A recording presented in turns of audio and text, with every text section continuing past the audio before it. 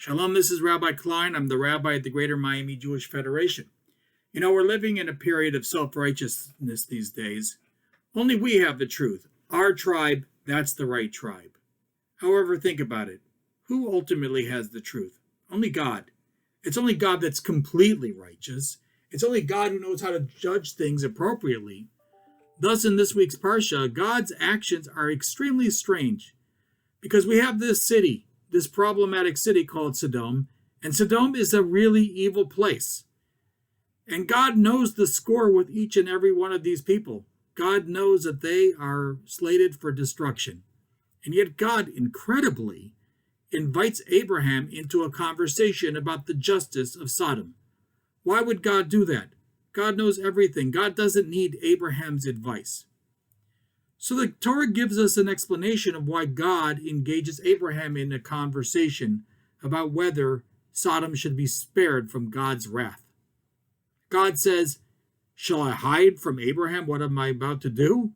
Well, why not? God's God. God can do what God wants. Well, not so fast. Remember, God promised the land of Israel to Abraham and Abraham's offspring. And here in this land, you have these people that are living in the land. So in a sense, Abraham's responsible for these people. So God continues. Abraham is to become a great and populous nation, and all the nations of the earth are to be blessed by him. In other words, Abraham's here. Abraham's responsible for these people. Abraham's the source of blessing for this country. I need to consult with my partner, Abraham. But why? For what merit was Abraham singled out to become God's chosen? Because Abraham is a partner with God in God's plan of doing right in this world. And the Bible continues, "For I've singled him out, that he may instruct his children and his offspring to keep the way of God by doing what is just and right." In other words, Abraham is going to be God's partner in this world in doing what is just and what is right. Even if God knows the truth, the real truth, he still needs to engage with Abraham because Abraham needs to learn this truth of justice for himself. He needs to internalize this message of justice. And therefore God says, I'm going to destroy this people. And he wants to challenge Abraham to become part of this dialogue. And that's where the dialogue begins. Abraham says, well, do you think that's right?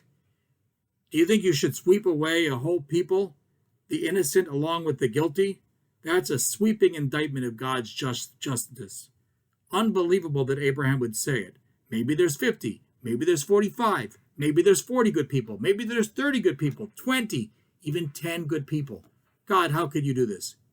In fact, Abraham has some good points.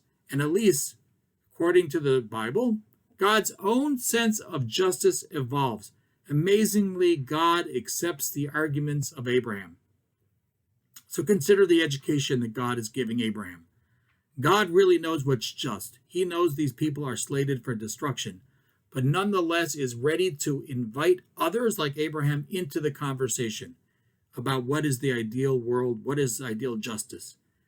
God allows, in a sense, the verdict to be swayed by the voice of Abraham, who is God's partner in doing good and just in this world. Abraham and God together seek a higher justice. This is what in Torah we call a machloket l'shem shamayim, a dispute for the sake of heaven. So what's the upshot for us today? Just like God gave the land to Abraham, and therefore they are partners in creating a just society in the land of Israel, so all of us here need to be in dialogue with one another to bring a more just society to our times in our world. However, far from seeking justice, the arguments that we're having in our society seems to be dominated by other values, tribalism and self-interest. The political writer Amy Chua says in her book, Political Tribes, no group in America feels comfortably dominant. Every group feels attacked, pitted against another group, not just for jobs and spoils, but for the right to define the nation's identity.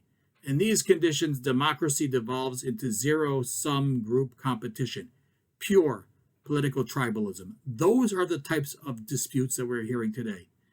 Now, if God, who really knows what's just in this world, invites others into the conversation and is willing to change, how much more must we?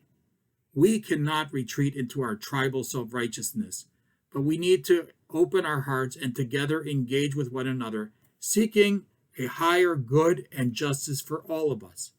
So we need to listen more and hear the justice in the legitimate claims of others that are grounded in very important values, like Abraham and God, struggling together as to how to deal with evil, with Sodom. That's what we need to do as a community, as a society, because only then together are we going to address the social ills of our society.